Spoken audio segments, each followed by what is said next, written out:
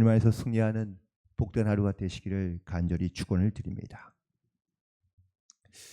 살아도 주를 위해서 또한 주를 위해 살겠다는 이 바울의 고백 안에는 한 가지의 목표와 목적만 있었습니다. 그건 바로 자기가 아니라 하나님의 영광을 위하여 살겠다는 바로 그 믿음의 결단이었고, 또한 고백이었고, 또한 삶의 그 모습을 가지고 살아왔던 것을 우리는 잘 알 수 있는데요. 오늘도 바울이 1차 전도 여행에서 이제 그들이 안디옥에서 떠나 그들이 이고니온과 오늘 말씀에 보면 누스드라, 더베, 그리고 또한 다른 곳들을 거쳐 안디옥으로 다시 돌아가고 있는 그러한 과정을 오늘 본 말씀에서 기록하고 있는데, 사실 안디옥에서 비시비아 안디옥에서 쫓겨나 혹은 떠나서 이제 이고니온이라는 이 지역으로 가게 되는데, 이 비시디아 안디옥에서 가장 가깝게 떨어져 있는 바로 도시 중에 하나가 오늘 등장하고 있는 이고니온이었습니다.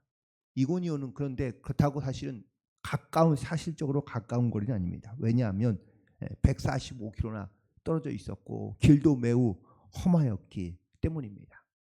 그러나 이 도시를 택한 이유는 이 비시비아 안디옥에서 가장 가까운 도시가 바로 여기였기 때문입니다.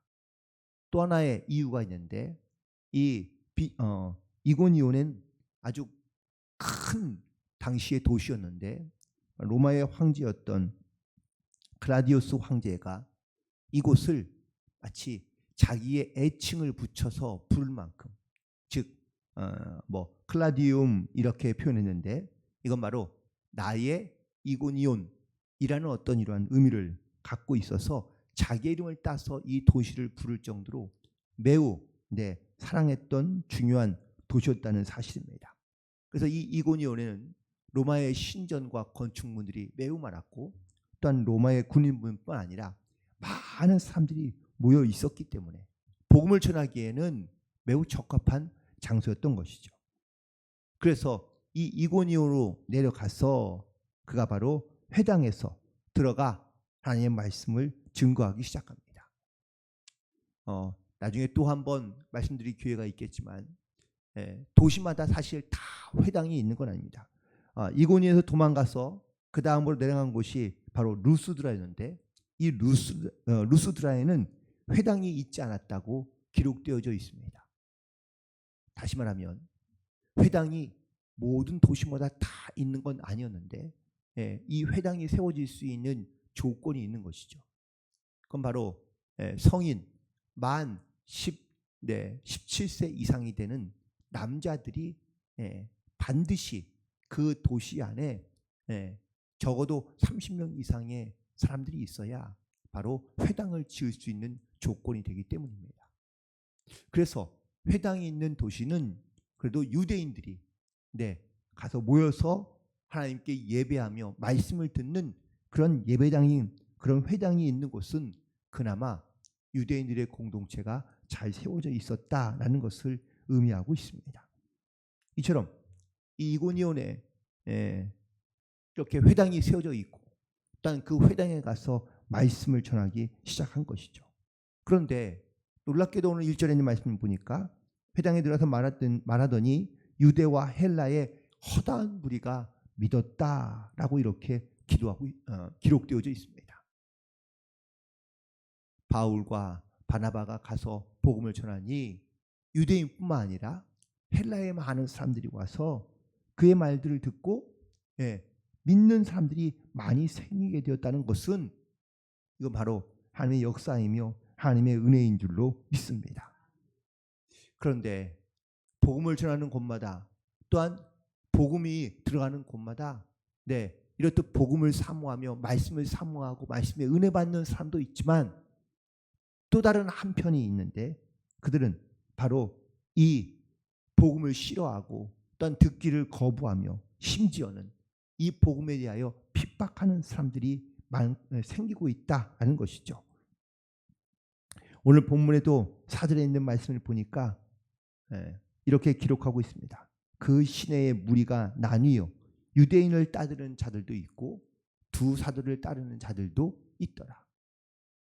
복음이 들어가 또한 그 안에 성령의 역사로 말미암아 믿는 자들이 많이 있었지만, 허다한 믿는 사람들이 있었지만, 반대로 믿지 않는 사람들도 생겨서 그 도시 안에 두 사람들로 나뉘게 되었다라는 것이죠. 하지만 여전히 주류는 믿는 사람들이 아니라 믿지 않는 사람들이라는 사실입니다. 믿지 않는 유대인들, 또한 이 바울과 바나바, 이 복음을 듣기 싫어하는 그러한 많은 사람들이 이 두 사람을 죽이려고 노력하고 있죠. 그래서 오전에 있는 말씀에 보니까 두 사도를 모욕하며 돌로 치려고 달려들었다라는 것을 봤을 때에 아마 이것은 문화적으로 봤을 때는 유대인들의 가능성이 큽니다. 유대인들의 문화 가운데 뭐 하나님의 말씀을 욕되게 하거나 아니면 자기의 율법에 거슬리면 그 율법의 근거를 들어 돌로 치는 일들이 많았기 때문이죠. 스데반이 바로 이렇게 돌에 맞아 죽었던 겁니다. 바울도 오늘 14장에 있는 본문 말씀 가운데 돌로 맞을 위협과 심지어 돌로 맞아서 거의 죽게 되었을 지경에 이르는 모습이 오늘 본문에 두 번이나 등장하는데요. 바로 19절에 있는 말씀도 보면 유대인들이 안디옥과 이고니온에서 와서 무리를 충동하니 그들이 돌로 바울을 쳐서 죽은 줄로 알고 시외에 끌어다 내쳤다, 버렸다라고 기록하고 있습니다.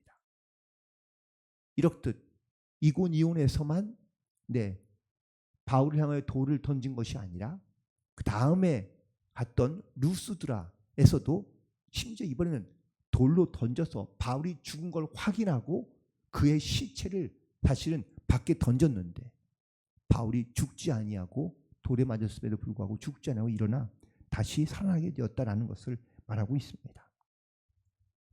오늘 이 말씀을 묵상하면서 우리가 세상을 살아갈 때, 세상을 살아가면서 우리가 복음을 전하며 또한 하나님의 말씀을 증거할 때에 그 말씀을 통하여 그 말씀을 듣고 자기의 마음과 생각이 변하고 주께로 회개하고 돌아오는 그러한 영혼들도 있지만, 또 반대로는 그 말씀을 들어도 여전히 그 마음의 강팍함과 또한 마음의 이런 원수됨을 버리지 못하고 심지어 말씀 전하는 거, 복음 전하는 사람들을 향하여 비난하며 비판할 뿐만 아니라 그들 가운데 이렇듯 이를 돌을 던지는 행위처럼 악한 말과 비방으로 거절하고 거부하며 고난 가운데 빠지게 될 수 있다라는 것을 말하고 있습니다.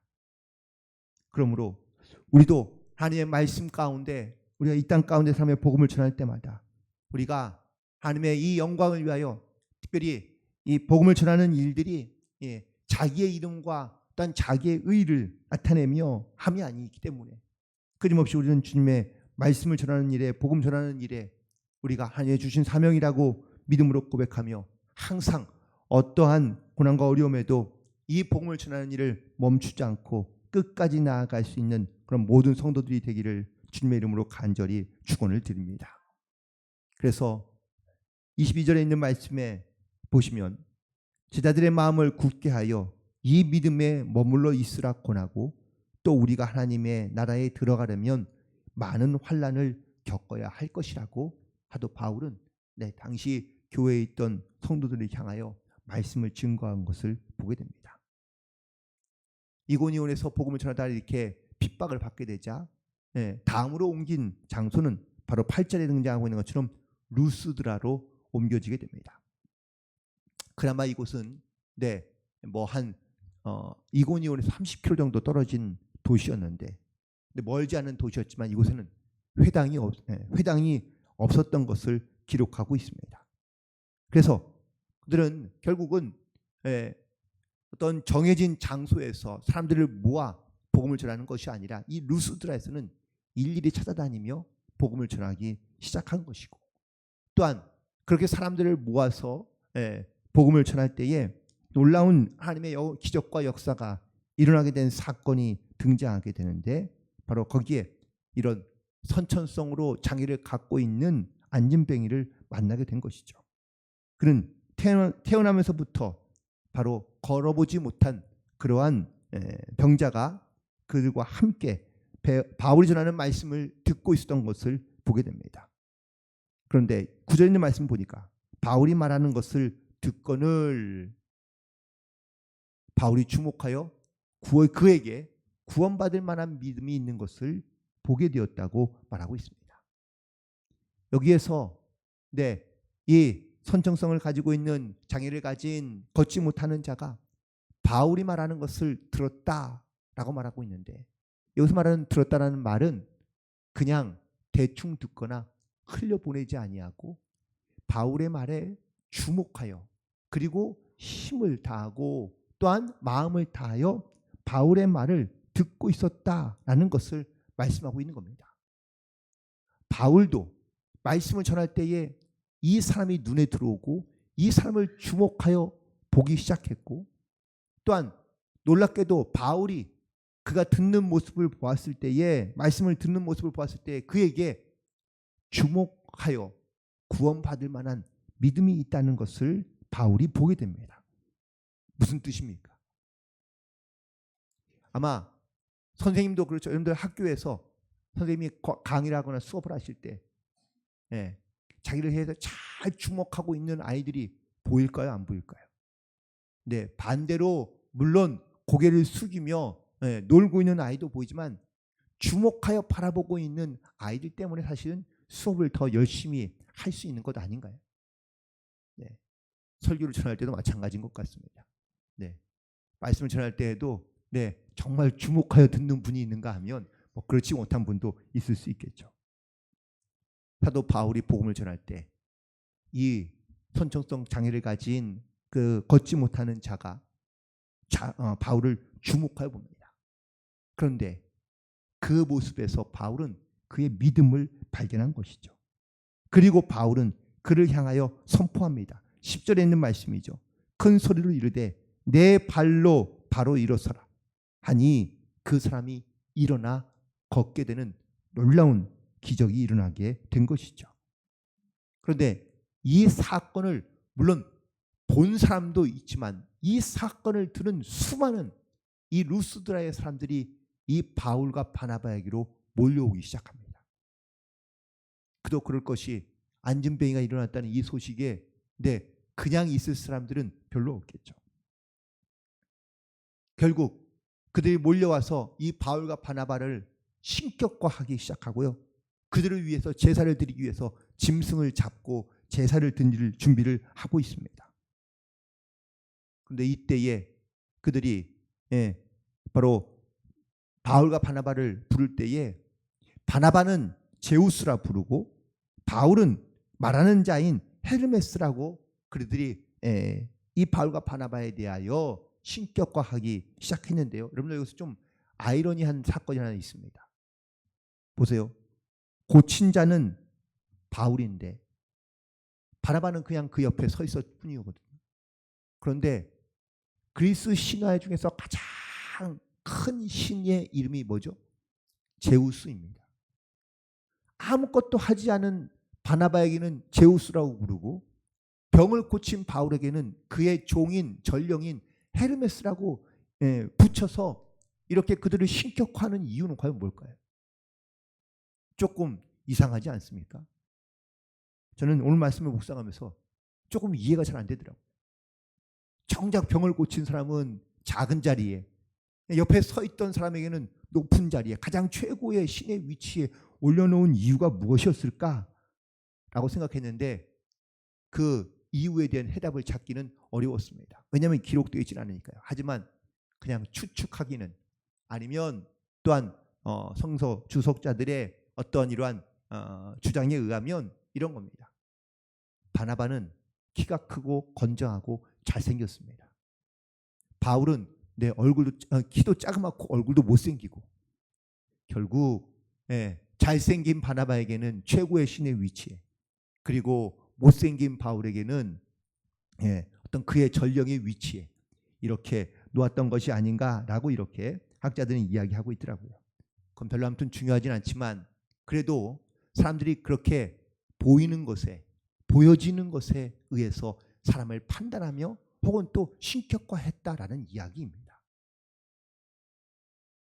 결국 이 사건 속에서 이 많은 이방인들, 특별히 또 다른 신을 섬기는 사람들의 영적인 특징은 그렇구나, 보이는 것에 의해서 움직이고 따라가고 또한 거기에 신격화하여 살아갈 수밖에 없는 것이, 이것이 바로 이방인 혹은 또 믿지 않는 사람들의 모습이라는 것을 잘 알게 됩니다. 하나님은 하지만 우리의 중심을 보시고 우리의 중심을 아시는 하나님이신 줄로 믿습니다. 바울과 바나바가 이 사실을 알고 하나님에 대하여 두려운 마음을 갖고 있었기에 자기들을 신격화하는 일을 하려고 하는 이 사람들을 향하여 두려운 마음 가지고 그들이 행동하게 되는데, 14절에 있는 말씀을 보면 바울과 바나바가 이 소식을 듣고 어떻게 합니까? 옷을 찢고 무리 가운데 뛰어들어가 소리를 질렀다고 말하고 있습니다. 이런 행위는 상당히 유대교적인 그러한 습관과 행위를 의미하고 있는 모습이죠. 성경에 보면 자기의 죄악을 깨닫고 회개할 때에 혹은 또 하나님의 말씀과 하나님의 이름을 거룩하게 하지 못할 때마다 자기의 옷을 찢어서 자기의 영적인 그런 어떤 신앙의 결단을 나타내고 보여주고 있는 것을 알 수 있습니다. 이렇듯 바울과 바나바가 자기의 옷을 찢고 사람들 가운데 소리를 치는 이유는 뭡니까? 그건 바로 이 모든 영광을 하나님께 돌려야 되는데 이걸 자기들에게 돌리고 있으니 어리석은 그들을 향하여 혹은 또 그 죄가 자기들에게 돌아오지 않게 하기 위하여 그래서 자기들의 옷을 찢고 그들 가운데 나아갔던 겁니다. 사실 여기는 문화적인 차이가 있습니다.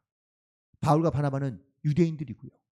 또한 지금 밖에 있는 사람들은 유대인 하나님을 잘 모르는, 그리고 그냥 헬라적인 문화와 혹은 또 신을 섬기는 그런 어떤 문화 가운데 살고 있던 사람들입니다. 결국 15절 이후부터 17절까지 바울은 이들이 우리가 왜 이렇게 할 수밖에 없는지, 또한 하나님이라는 분이 어떤 분인지를 그들 가운데 이해할 수 있게 쉽게 그들의 신에 비유하여 하나님의 말씀을 전하기 시작하자 그들이 그 말씀을 듣고 깨닫게 되었다고 말하고 있습니다. 그런데 19절에 있는 말씀을 다시 좀 볼까요? 이렇듯 이 루스드라에서도 놀라운 기적과 이적을 행하며 신격화하고 있는, 또한 바울과 바나바에게 와서 하나님의 말씀을 듣고 믿는 사람도 있었지만 19절에 있는 말씀, 유대인들이 안디옥과 이고니온에서 와서 어디서부터 왔다고요? 안디옥에서부터 쫓아온 겁니다. 이고니온에서 또 사람들을 선동하여 바울과 바나바에 향하여 돌을 던지려 했던 사람들이 여기까지 따라오는 거예요. 무리를 충동하여 그들이 돌로 바울을 쳤습니다.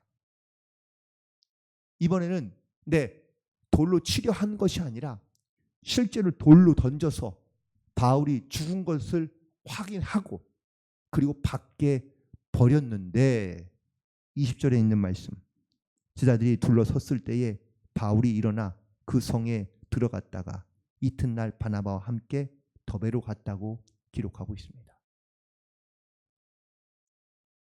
바울이 다시 일어났다라는 이 말은 하나님께서 그를 보호하시고 지켜주셨다라는 말씀입니다.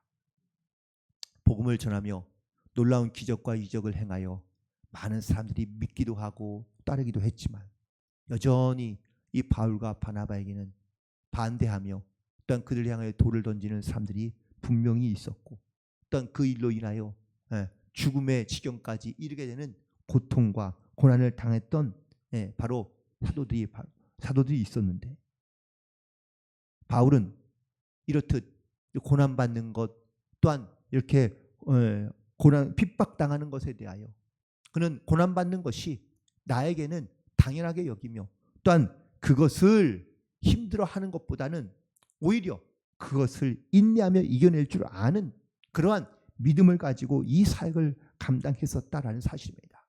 하지만 그 근간에 가장 중요한 오늘 본문에 있는 말씀의 영적인 메시지는 이렇게 자기의 생명을 내고 혹은 또 핍박을 당하며 고난 가운데 있으면서도 항상 이 모든 것들을 하나님의 영광을 위하여 그가 살아갔으며 또한 하나님의 영광이 그의 삶 가운데 나타나기까지 그는 인간적으로 자기가 받아야 될 모든 영광을 다 내어버리고 그리고 오직 하나님만 바라보며 하나님 손에 붙들려 살아갔음을 오늘 다시 한번 깨닫게 되고 그리고 오늘도 우리가 하루를 시작하면서 오늘도 우리가 어떠한 마음과 어떠한 영적인 자세를 가지고 살아가야 될지 먼저 첫 번째 하나님의 영광을 위하여 우리가 살아갈 수 있는 믿음의 결단 가운데 살아가는 저와 여러분 되기를 간절히 축원을 드립니다. 또한 두 번째는 그래서 우리가 하나님의 영광을 위하여 나아가되 우리가 사람들로부터 어떠한 어떤 좋은 그 혜택을 받거나 아니면 내 주님 때문에 어떤 영광을 누리거나 내가 좋은 것으로 선한 것으로 아름다운 것으로 열매 맺는 것도 물론 좋겠지만 우리가 주님 때문에 혹시라도 고난받거나 어려움을 당하거나 핍박을 당한다 할지라도 우리가 반드시 믿음으로 잘 인내하며 이겨내고 승리하여 우리가 더욱더 하나님의 이름과 영광을 나타내며 승리하는 삶을 살아갈 수 있게 되기를 간절히 소망하며 이 복음에 우리가 전하는 자로 우리가 그냥 헛되이 살아가지 아니하고 우리가 단순히 어떠한 종교 생활에 빠져 종교 생활을 하고 있는 그러한 신앙인이 아니라 복음을 나누며 그 복음의 확실한 증인자로서 저와 여러분이 하나님의 영광을 위하여 강하고 담대하게 승리하는 삶을 살아갈 수 있는 그러한 복된 하루가 되시기를 주님의 이름으로 간절히 축원을 드립니다. 기도하시겠습니다.